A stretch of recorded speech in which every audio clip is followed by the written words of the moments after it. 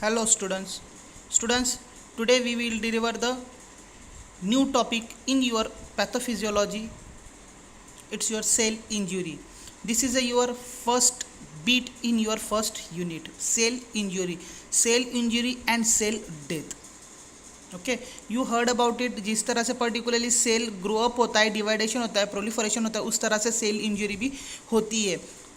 Cell injury various type से होती है. It's a various way. That's a various etiology. That's a cell injury is a takes place there. First of all, what is the mean of cell injury? Cell injury is defined as a variety of stresses of cell encounter as a result of internal and external environment. Okay, cell.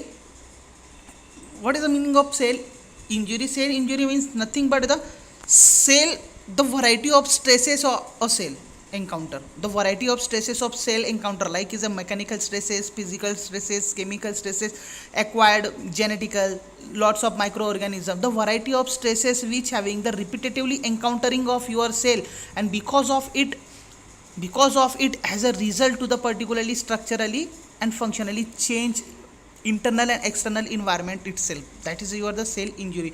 जैसे ही micro organism या mechanical trauma, chemical trauma जैसे repetitively उस cell पे attack करेंगे, encounter करेंगे particularly, तो cell क्या करेगा, खुद का इंटरनल और एक्सटर्नल इन्वायरमेंट चेंज कर देगा. यदि सेल का इंटरनल एक्सटर्नल इन्वायरमेंट चेंज हो गया तो सेल एबनॉर्मल हो जाएगा, इंजर्ड हो जाएगा. क्योंकि सेल यदि नॉर्मल उसके शेप में रहेगा, उसके साइज में रहेगा particularly, they it will be the normal functioning. Okay, वहाँ पे वो नॉर्मल फंक्शनिंग कैरी करेगा. अब ये पर्टिकुलरली किसने पब्लिश किया? Who is publishing this particularly this phenomenon cell injury? That's a virtual cellular theory of disease. Virtual cellular theory of disease in 1859. In 1859, the particularly first time discovered this terminology is your the cell injury. That concept is your the cell injury. The various and lots of etiological parameter like is your the hypoxia. Okay, you very well known about it. Hypoxia in pandemic condition. Okay, oxygen level down jana, right? Oxygen level down jana means the oxygen जो है वो blood में कम हो जाना. It's called as a hypoxia. Lots of example because of cell injury, hypoxia, ischemia, physical agent means the accidental, chemical agent, microbial agent, immunological agent. Allergy जब होती है ना, लिटिल बिट भी बॉडी में चेंजेस हुआ तो सेल इंजर्ड होना start होता है. लिटिल बिट भी कोई चेंजेस हुआ तो सेल इंजरी होना स्टार्ट होता है. We discussing without wasting a time we start the introductory part of your cell injury. Okay, what is the meaning of cell injury? Cell injury is defined as a variety of stresses a cell encounter as a result of change in its internal and external environment. Internal and external environment. Definitely cell injury यानी क्या? The variety of stresses a cell encounter.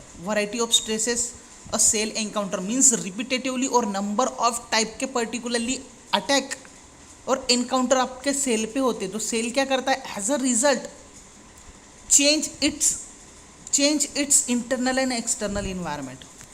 Change it internal and external environment. That is a called as a cell injury. That is a called as a cell injury. It's clear? Cell injury मतलब क्या? Variety of stresses, variety of particularly stresses of cell encounter. Cell encounter and as a result particularly they itself the change its internal and external environment. That is called as a cell injury. That is called as a cell injury. Okay, the verticellular theory of disease in 1859. In 1859, what is the meaning of disease? Disease occur due to the abnormality at the level of cell. Cell injured होना start हो गया, definitely the body become a abnormal. Body become abnormal. जैसे कोई bacteria, viruses आपके body में inter करता है तो डेफिनेटली आपको रेस्टलेसनेस लगता है पर्टिकुलरली, क्योंकि वो क्या करता है कि इंटरनली पर्टिकुलरली सेल को इंजर्ड करते जाता है और आपको पर्टिकुलरली फीवर, एबनॉर्मलिटी आ जाती है. लॉट्स ऑफ सिम्टम्स आपके राइज होना स्टार्ट हो जाते हैं like a fever, emesis, whatever it may be, pain, body pain, whatever it may be. ये क्या होता है? पर्टिकुलर डिसीज यानी क्या? डिसीज में simply the abnormality of the body. It's called as a disease. It's called as a disease. The next, the cellular response to the stress may be vary and depend upon the following. The cellular response to the stress may vary and depend upon the following. The first one, the type of cell and tissue involved. Definitely, the type of cell is a very matter to in that particularly, and tissue involving in that also mattering in there. Okay. Second one, extent and type of cell injury. Extent and your type of injury, that is your the basic introductory part of your the cell injury. Cell injury is a simply the variety of stresses a cell encounter and it itself the particularly change its internal and external environment. It's called as a cell injury. The next thing in that, the etiology of cell injury. Etiology means causative agent. etiology means causative agent, किसके वजह से particularly cell injury होती है. The lots of etiology available here. According to the etiology, there are classified into two types: genetic and acquired. Genetic and acquired. Genetic यानी क्या, आपको पता है कोई भी डिसीज हुआ तो डेफिनेटली सेल इंजर्ड होना it's a commonly particularly. Okay, जो भी जेनेटिक डिसीज है, जो भी हेरिडिटी डिसीज है particularly, the whole of this involving in that this particularly genetic course. What is in that? Development defect, the error in your the morphogenesis, error in your the morphogenesis, cytogenesis. Okay, defect of chromosomal abnormality, यदि chromosome में abnormality होती है particularly, there is also chances for the cell injury. The third one, single gene defect, the Mendelian disorder. The Mendelian who has a, मैंने बताया ना आपको who is a Mendelian who has discover the this particularly nucleic acid theory, or it's related to the gene. The single gene defect, okay, एक gene का भी defect हुआ, there is also chances for the occurring a Mendelian disorder, and because of it particularly cell injury is causing there. Next one is your the multifactor inheritability or inheritance disorder. Multifactorial inheritance disorder is also the genetic causes. The next one is your the very broadly available the etiology because of the acquired causes. Acquired causes which having including the lots of etiology, they having a occurring a cell injury. First of all, what hypoxia? What is the meaning of hypoxia particularly? Hypoxia means the simply inadequate oxygen or loss carrying oxygen in your blood. Loss of oxygen carrying capacity of the blood is called as a hypoxia. It's called as a hypoxia particularly. Okay, आपको पता है कि जो pandemic condition है, pandemic condition में oxygen level drop होता था. What happen in that? This is a called as a hypoxia. Okay, oxygen carrying capacity is a decreases in your blood, it's called as a hypoxia. What is the mean of ischemia? जो oxygenated blood है वो properly organ तक perfusion नहीं होना, that is a mean of ischaemia. Okay, clear हुआ? क्योंकि ये hypoxia और इस्चेमिया पे पूरी मैकेनिज्म डिपेंड है सेल इंजरी की. हाइपोक्सिया और इस्चेमिया पे सारी मैकेनिज्म उसकी डिपेंड है particularly. Okay, second positive agent is your the physical agent. It's your physical agent. The lots of physical agent like is your the trauma, heat, cold, radiation, electrical shock. ये सारे जो parameter है, heat में भी heat enhance हुई तो cell injury start होती है, कोल्ड में भी सेल इंजरी स्टार्ट होती है. कोल्ड में पर्टिकुलर नंबर ऑफ पेशेंट जो एलर्जिक पेशेंट है उन्हें प्रॉब्लम क्रिएट होता है, अस्थमा प्रोड्यूस होता है, हेडेक होता है, लॉट्स ऑफ प्रॉब्लम क्रिएट होता है in your cold season. Radiation is also affected. Definitely radiation, you repetitively radiated particularly, okay, you was repetitively radiated at that time, the structural and function and structure change your cell, it will be the higher chances for the occurring a cell death. Next one is your the electrical shock, you very well known that. Next one is the chemical agent, you very well known about the lots of acid or alkali present in our environment, okay, and lots of chemical agent, hormones, urea, non therapeutic, lead to the alcohol. उससे क्या होता है कि particularly higher amount में, अब urea, just consider urea the endogenous product, यदि urea level body में increase हो गई तो बॉडी आपकी स्वेल हो जाती है, बॉडी स्वेल हो जाती है। बॉडी स्वेल हुई तो पर्टिकुलरली सेल भी क्या करता है कि वो उसी तरह से पर्टिकुलरली वर्क करना स्टार्ट करता है। Okay, that's a chemical agent. Strong acid यदि आपके सरफेस पे, बॉडी के सरफेस पे गिरा या कोई स्किन के सरफेस पे गिरा तो उतना पार्ट क्या करता है कि डेथ कर देता है, उतने जो पूरे पार्ट के जो सेल है वो injured as well as a directly permanently death कर देता है। That's a chemical agent. The third one is your the free radical, means the absorption of energy, oxidative metabolic reaction, some enzymatic study, बहुत कुछ है उसमें, हम देखेंगे। Next one is your the microbial agent, like is your the viruses, bacteria, fungi, because of it to causing a abnormality of your body. Okay, and you heard about it, यदि abnormality of body produce हो गई because of the cell injury, because of the cell injury, like the infectious agent, like is your the virus, rickettsia, bacteria, fungi, parasites. Nutritional derangement, like is your the reducing of calcium, reducing of sodium, number of nutrient, carbohydrate कम हो गया, protein कम हो गया, there is a producing the weakness of patient. Okay, weakness क्यों produce हो जाता है? क्योंकि रिपीटेटिवली सेल इंजर्ड होना स्टार्ट होता है, और because it particularly the affecting in that particularly. Okay, psychological disease, iatrogenic factor and idiopathy. Okay, we discuss one by one what is in that particularly. The main thing in that the hypoxia and ischemia. See, first one is your the acquired causes. Okay, acquired causes, in that the first is your the oxygen deprivation or oxygen deprivation. Okay, means what is called as a hypoxia. Okay, hypoxia or ischemia. What is the meaning of ischemia? Ischemia means the loss of blood supply or inadequate blood supply to the organ. Inadequate blood supply to the organ. जब तक blood आपका organ पे supply होते रहेगा तब तक ही आपका organ particularly working करते रहेगा। ब्लड सप्लाई बंद होना स्टार्ट हो गया, ऑक्सीजन ऑर्गन को नहीं पहुँचेगा और वहाँ से पर्टिकुलरली ऑर्गन डेथ होना स्टार्ट हो जाएगा। जितने पार्ट पे वेन में, जितने पार्ट पे पर्टिकुलरली आपका ब्लड नहीं पहुँचता है उतना पार्ट आपका डेड हो जाता है, उतना पार्ट डेड हो जाता है। Okay, this is a ischemia, loss of blood supply और inadequate oxygenated blood supply to the organ, it's called as a ischemia, right. Second, inadequate oxygenation, the cardio respiratory failure. मैंने बोला ना, inadequate oxygenation means the cardiac respiratory failure. Definitely cardiac भी fail हो सकता है और respiratory system भी fail हो सकती है। Inadequate oxygenation. Third one, loss of oxygen carrying capacity of blood, it's called as a hypoxia. Okay, the lots of reason, but this terminology is called as a hypoxia. Okay, because of anemia, also the loss carrying capacity of oxygen, or because of the carbon monoxide poisoning. This is your the hypoxia. The next one is your the hypoxic injury.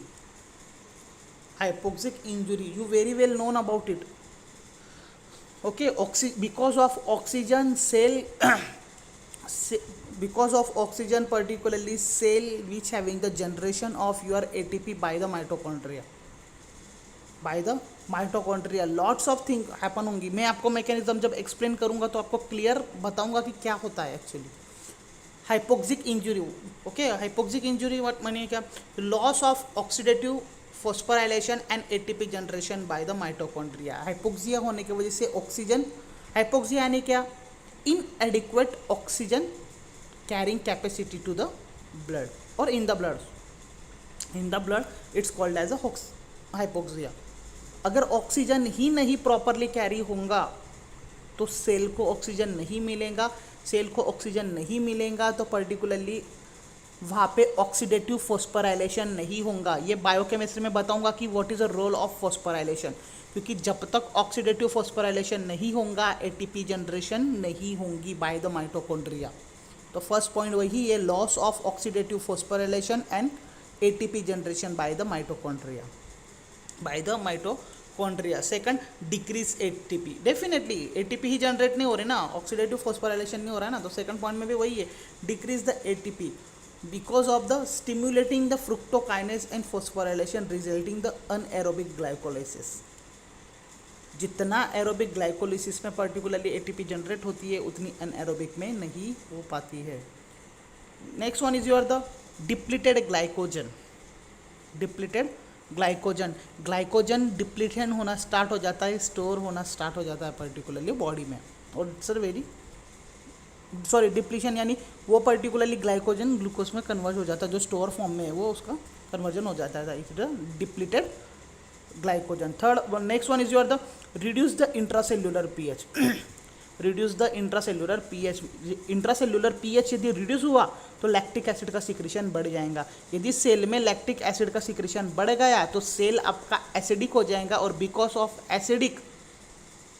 Because of particularly acidic enhance होने के वजह से वो particularly mitochondria में वो lactic acid present हो जाएगा और माइटोकॉन्ड्रिया के फंक्शन चेंज कर देगा. यदि माइटोकॉन्ड्रिया के फंक्शन चेंज कर दिया तो एटीपी जनरेशन नहीं होंगी. And inorganic phosphate. Next one is your the clumping of the nuclear chromatin. Clumping of a nuclear chromatin, definitely clump हो जाएगा, कोएगुलेट हो जाएंगे आपके nuclear chromatin. That is your the first hypoxia injury. The next one is your the second causative agent is your the physical agent. Okay, in physical agent the particularly the 5 main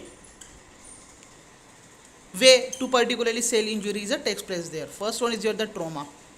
That's a mechanical trauma, accidental trauma. Okay, at a time of the accidental, definitely the cell injury is takes place there. Okay, heat condition. At a time of the skin burning particularly. Okay, at a time of skin burning particularly, at that time the particularly cell injuries also takes place there. Cold season, maximum patient को particularly allergic issue होता है in cold season. Because of it particularly abnormality is takes place there. Okay, cold की वजह से asthmatic patient को lots of particularly flu और sneezing वगैरह रहती है, उसकी वजह से भी एबनॉर्मलिटी पर्टिकुलरली प्रोड्यूस होती है और सेल इंजर्ड होना स्टार्ट होते हैं. Radiation. And last one is your the electrical shock. Because of electrical shock you very well known about it. Definitely जब शॉक लगता है तो हाइयर यदि शॉक रहेगा तो पेशेंट की डेथ हो जाती है और पेशेंट पर्टिकुलरली बर्न हो जाता है पूरा. पेशेंट बर्न क्यों होता है? Because of the electrical changes होने की वजह से सेल के अंदर ही स्पॉट होना स्टार्ट हो जाता है, ब्लास्ट होना स्टार्ट हो जाता है particular, because of the cell injuries takes place there because of the physical agent. The third one is your the chemical agent and drug. The lots of chemical agent and drugs which having occurring your cell injury. First one is your the endogenous product. It's your urea. Just consider कि body में यदि urea का level enhance हो गया तो particularly urination properly नहीं होगा. यदि यूरिनेशन प्रॉपरली नहीं होगा तो आपकी बॉडी स्वेल होना स्टार्ट हो जाएंगी. यदि बॉडी स्वेल हो गई मीन्स सेल एबनॉर्मल हो गया, नॉर्मल नहीं रहा, उसका structural functional totally work change करेगा और वो इंजर्ड होना स्टार्ट हो जाएगा.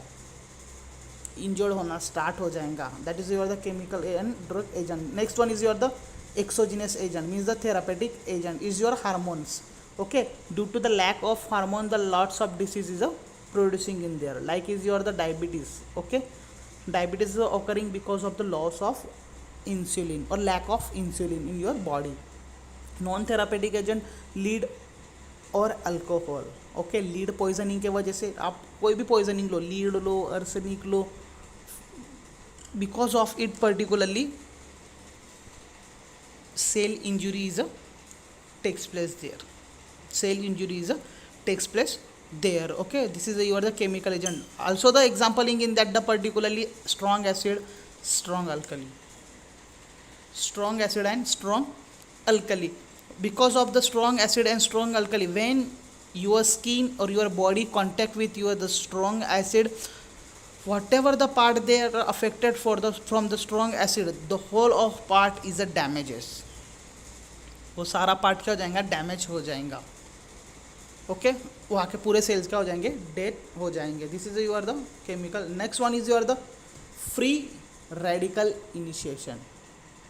Free radical initiation, in that also the 5 points. First one is your the absorption of energy.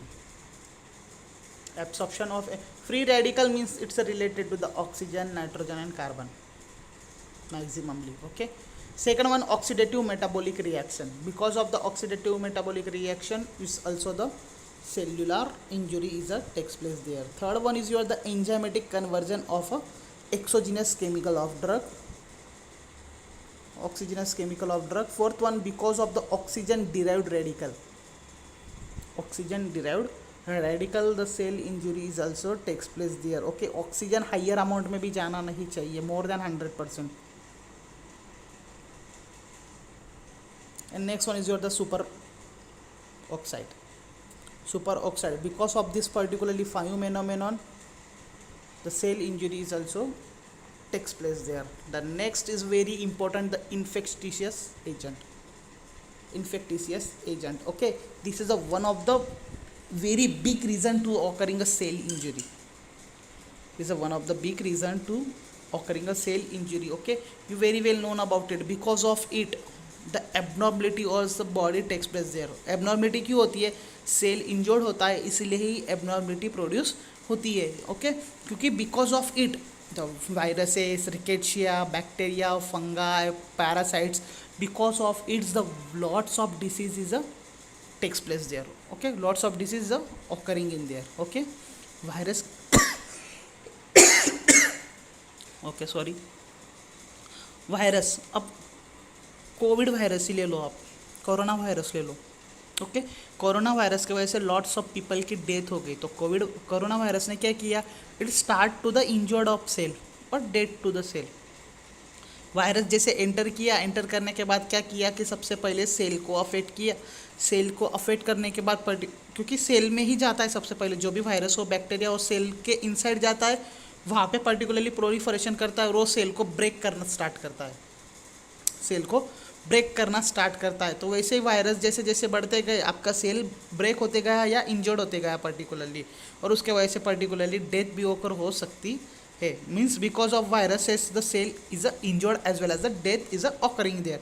Rickettsia is the same, bacteria is also same, typhoid वगैरह होता है तो यही प्रॉब्लम क्रिएट होता है.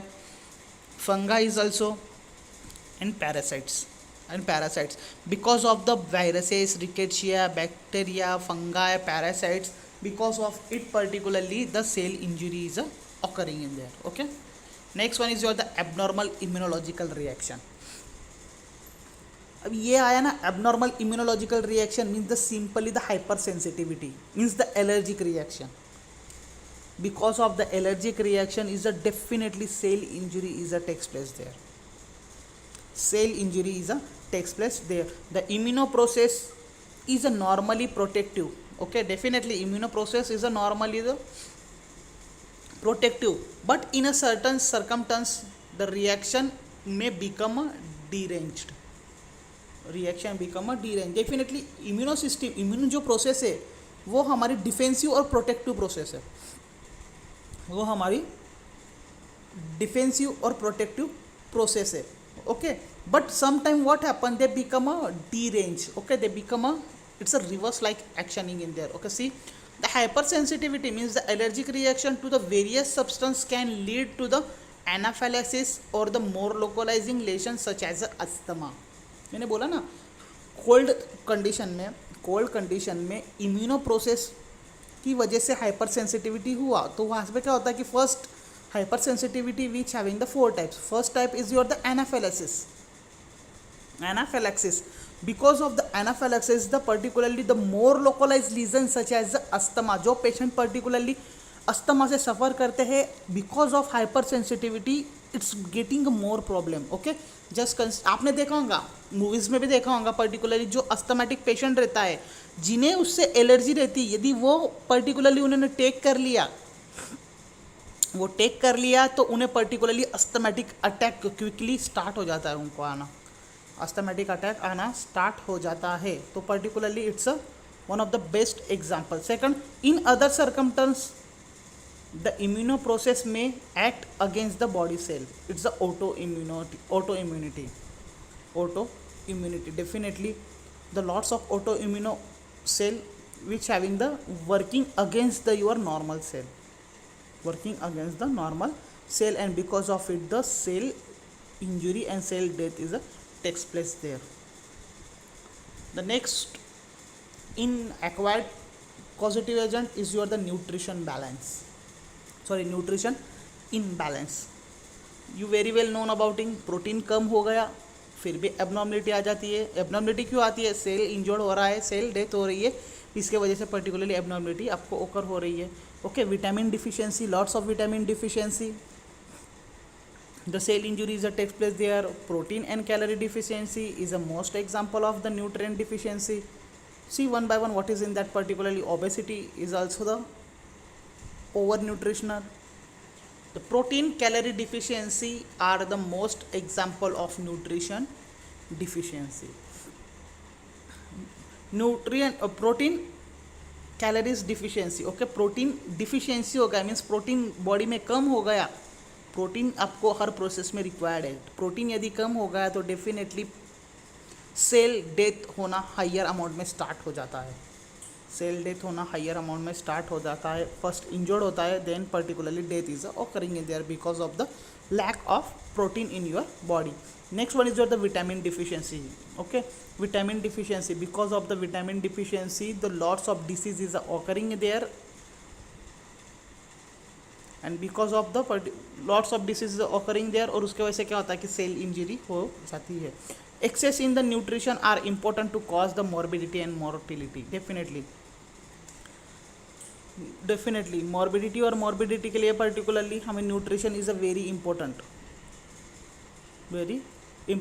The excess calorie and diet rich in animal fat are now strongly implicated in their development of the atherosclerosis. Definitely जो animal fats take करते हैं like is your the meat.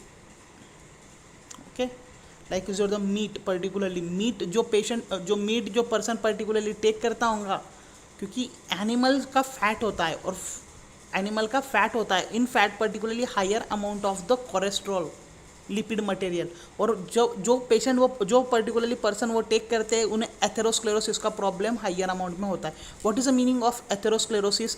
आपके ब्लड वेसल में hard cholesterol का deposition हो जाना, cholesterol का hardly deposition हो जाना, that is the condition of your the atherosclerosis में सबसे बड़ी कंडीशन है.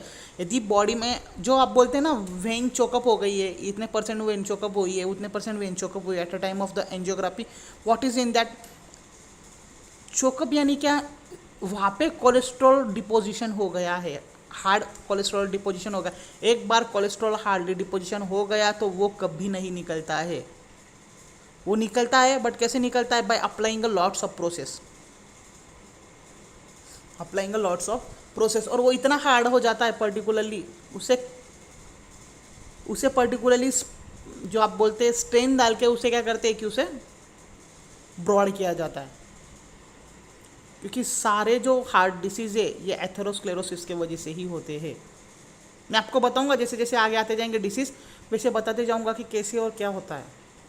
Next one is your the obesity. Obesity is allowed to the lead the increase the vulnerability to certain disease such as the atherosclerosis, coronary heart disease and diabetes mellitus. Okay, कोई भी disease आपको occur होगा, कोई भी disease यदि कोई person को occur होगा, डेफिनेटली सेल इंजरी और सेल डेथ वहाँ पे होंगे. ओके, ये था nutritional. The next one is your the ageing factor, the last positive agent in that the ageing. Okay, the performed. अब देखो एजिंग पर्सन है, जैसे जैसे पर्टिकुलरली एज बढ़ते गया तो some parameter is a diminishing in there, because of it the cell injuries takes place there. Like is your hormone. देखो जब मेंस्ट्रुअल साइकिल आती है तो एक स्पेसिफिक पीरियड के बाद एक स्पेसिफिक पीरियड में बंद हो जाती है वो, बिकॉज ऑफ द वहाँ पे हार्मोन्स वो वो वर्किंग नहीं करते, हार्मोन्स आपके उतने रिलीज नहीं होते हैं, मीन्स डिमिनिश होना स्टार्ट हो जाता है because of it, particularly menstrual cycle is a stop. The program aging whereby after the defined number of the division of the cell undergo the terminal differentiation. terminal differentiation okay जितने cell division होंगे, डिवाइडेशन होंगे, वो क्या करेंगे कि terminal differentiation हो जाएंगे, कि एक ही टाइप के सेल नहीं रहेंगे, वो डिफरेंशिएशन होता स्टार्ट हो जाएगा. Next one, development of and increase the population of cell irreversibly committed to the sensitive and date.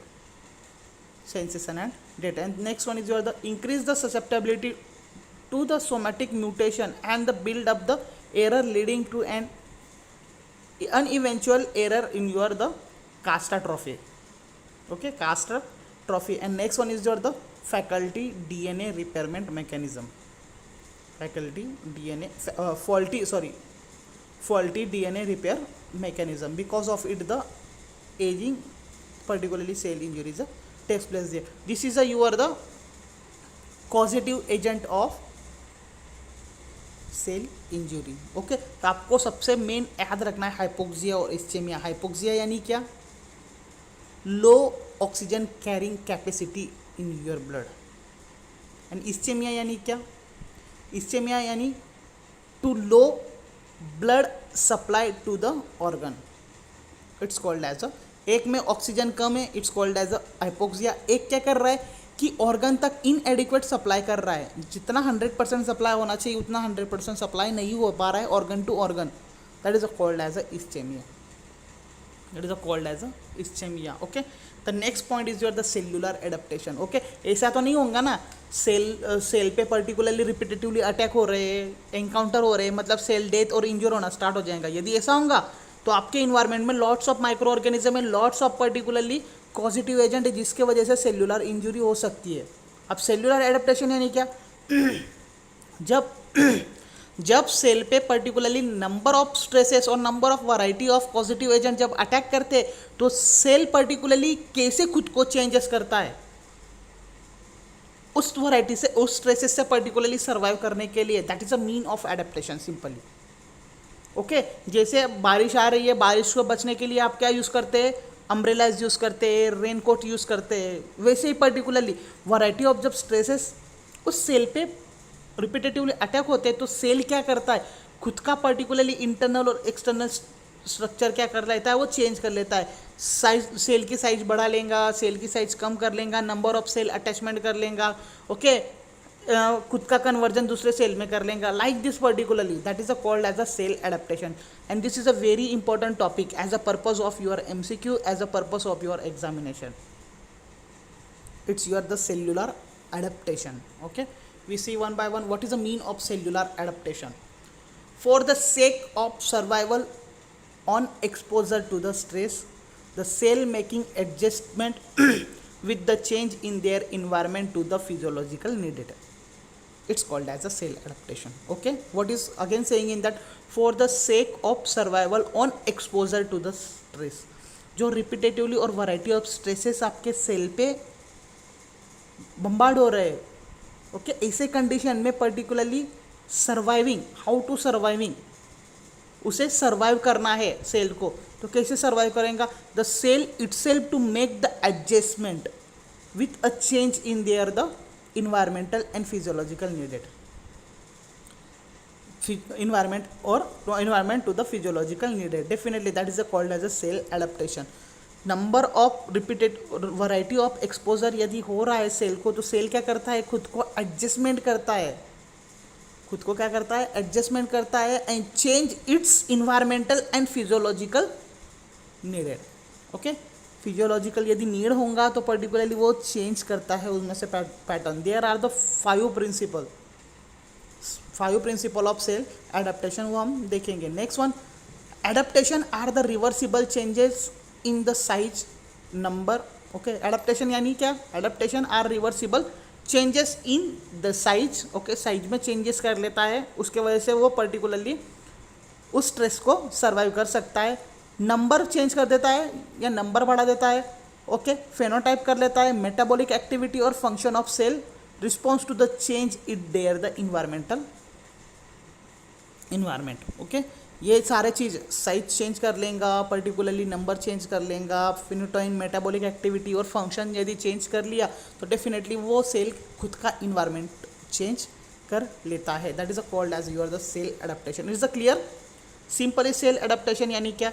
To survive for the sake of survive, to expose to the cell make adjustment, cell itself make adjustment and change into the environment or physically to okay, खुद का क्या करता है? Environment change करता है और physically भी खुद को चेंज कर लेता है। That is your the cellular adaptation. The 5 main principle of your the cellular adaptation, 5 more particularly principle of your cellular adaptation. First is your the hyperplasia, second one is your the hypertrophy, third one is your the atrophy, fourth one is your the metaplasia and fifth one is your the dysplasia, fifth one is your the dysplasia. Okay, हम देखेंगे कि what is the mean of hyperplasia. Hyperplasia यानी क्या करता है? Particularly जो cell रहता है, सेल क्या करता है कि नंबर ऑफ सेल पर्टिकुलरली बढ़ा देता है खुद का। नंबर ऑफ सेल बढ़ गए तो डेफिनेटली सेल की साइज क्या हो जाएंगी? एनलार्जमेंट हो जाएंगी। Is called as a hyperplasia. Number और साइज ये दो चीज मैटर करते हैं पैरेन्काइमल सेल के।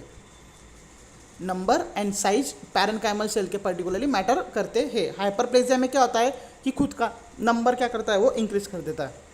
जहाँ पे एक सेल होंगे तो 2 और 3 सेल अटैच करके पर्टिकुलरली साइज बढ़ा लेगा in case of hyperplasia. Okay, आपको पता है यदि 1 2 3 चीज़ यदि कंबाइन हो गई तो उस सेल का जो पर्टिकुलरली साइज है वो एनलार्जमेंट हो जाएगा। Okay, next one is your the hypertrophy. Hypertrophy क्या करेगा? वो सेल पैरेन्काइमल सेल का नंबर तो नहीं बढ़ाएगा पर खुद का पैरेन्काइमल सेल का क्या करेगा कि साइज एनहांस कर देगा। हाइपरट्रॉपी। एट्रोपी यानी क्या? Atrophy means the decrease the size of your the parenchymal cell. जो नॉर्मल सेल है, नॉर्मल सेल क्या करता है कि खुद का पर्टिकुलरली ये सब है ना कंपैरिजन नॉर्मल सेल से हो रहा है। एट्रोपी यानी क्या?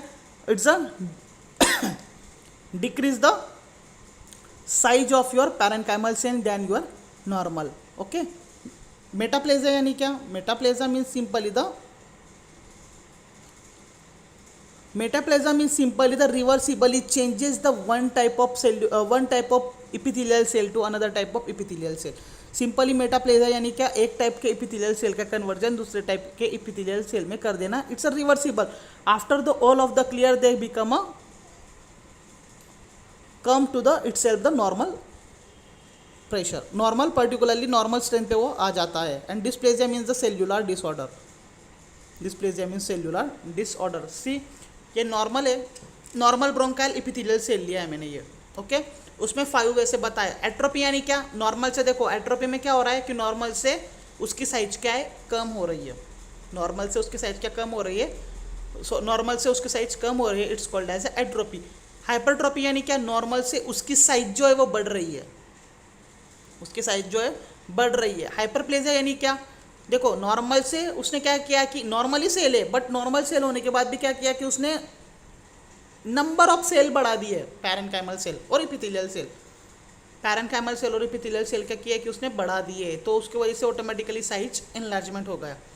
Fourth one is your the metaplasia. Metaplasia ने क्या किया कि खुद का साइज तो शेप किया और पर्टिकुलरली एक इपिथेलियल सेल से दूसरे इपिथेलियल सेल में कन्वर्ट हो गया रिवर्सिबली। जब प्रॉपरली मेंटेन हो जाएगा, वो स्ट्रोक से सर्वाइव करना स्टार्ट हो जाएगा या वो स्ट्रोक पर्टिकुलरली चले जाएगा तो ये जो कन्वर्ट हुआ है वो सेल पर्टिकुलरली फिर से नॉर्मल सेल में कन्वर्ट हो जाएगा। And last one is your the dysplasia. Dysplasia is your the cellular disorder. Okay, ये जो पांचों कंसेप्ट है, ये जो पांचों कंसेप्ट है is a very important. It's your very important. We discuss one by one what is in that. Okay, first one is your the atrophy. Atrophy आपने देखा ना क्या था? डिक्रीज था। Decrease in the size of your parenchymal cell, it's called as a atrophy. Okay, हमने epithelial cell लिया, epithelial cell ले सकते हैं, पैरेन्काइमल सेल भी ले सकते हैं। Decrease in the size of your parenchymal cell, it's called as a atrophy. किससे डिक्रीज? किससे डिक्रीज? नॉर्मल सेल से। आपका पर्टिकुलरली पैरेन्काइमल सेल जब डिक्रीज होता है आपका नॉर्मल सेल है, नॉर्मल सेल क्या करता है, जो नॉर्मल पैरेन्काइमल सेल है उससे यदि वो पर्टिकुलरली पैरेन्काइमल सेल डिक्रीज होता है, it's called as a atrophy. Decrease the size of your parenchymal cell, it's called as a atrophy. और reduction of number and size of parenchymal cell of an organ and its part of called as a atrophy. Simply normal से उसकी size क्या रहती है, छोटी रहती है. Okay, see the left normal जो सेल है, ये ब्लू ब्लू बताया है लेफ्ट एट्रोपी लेफ्ट में, और राइट में देखो, राइट में जो राइट एट्रोपी जो है उसमें जो सेल है वो बिग है, मीन्स नॉर्मल सेल है. जब लेफ्ट एट्रोपी होते हैं तो वो साइज क्या हो जाती है, पर्टिकुलरली स्मॉल हो जाती है. That is your atrophy, decrease in a size of your parenchymal cell. Okay, first atrophy. Second one is your the hypertrophy. Second principle is your the hypertrophy. It is an increase the size of parenchymal cell. Okay, atrophy में क्या हुआ, decrease हुआ. Hypertrophy में क्या हो रहा है, increase the size of your parenchymal cell. Okay, definitely parenchymal cell की साइज यदि एनहांस हो गई तो resulting in a enlargement of organ और tissue without any change in a number of your parenchymal cell. Size बढ़ी है यहाँ पे साइज बढ़ी है. डेफिनेटली साइज बढ़ने से क्या होगा कि आपका जो ऑर्गन और टिश्यू जो है या सेल जो है, सेल तो बढ़ रही है आपकी, तो डेफिनेटली सेल एनलार्जमेंट हो रही है तो टिश्यू भी एनलार्जमेंट होगा और ऑर्गन भी एनलार्जमेंट होगा, but without any changes number of parenchymal cell. Number कोई चेंजेस नहीं होगा हाइपरट्रोपी में. मैंने बताया, वो फिर से देख लेना, आपको क्लियरली उसके बेसिस पे ही समझ जाएगा. सिर्फ साइज इंक्रीज हुई है, नंबर इंक्रीज नहीं हुआ है. That is a called as a hypertrophy. Okay, third one is your the hyperplasia. Hyperplasia. Okay, hyperplasia mean it is an the increase in a number. यहाँ पे क्या हो रहा है, साइज नहीं हो रही है, number of parenchymal cell. Okay, जो एट्रोपी था, एट्रोपी में साइज डिक्रीज हो रही थी. हाइपरट्रोपी था, हाइपरट्रोपी में साइज इंक्रीज हो रही थी. नंबर का कुछ भी नहीं लेना देना था. अब जो हाइपरप्लेजिया है, हाइपरप्लेजिया में क्या हो रहा है, increase in a number of parenchymal cell. Parenchymal cell के नंबर इंक्रीज हो रही है, resulting the enlargement of your organ and tissues. Definitely train का इंजन और एक बोगी, ओके, ये स्मॉल हो गया. यदि नंबर ऑफ बोगी यदि अटैच हो गए तो वो जो साइज रहती है ट्रेन की वो एनलार्जमेंट हो जाएंगी, बढ़ जाएंगी. तो वैसे ही the number of cell increase the number of parenchymal cell resulting in the enlargement of your organ and tissues. Next, quite often both hyperplasia and hypertrophy occur together. Definitely उसमें भी क्या हो रहा है, एनलार्जमेंट हो रहा है, साइज बढ़ रही है. It's a quietly occur, quietly often. बहुत रेयरली होता है कि दोनों हाइपरप्लेजिया और हाइपरट्रोपी एक साथ हो जाए. Example is your the hyperplasia of female breast epithelium at a puberty और इन अ प्रेगनेंसी.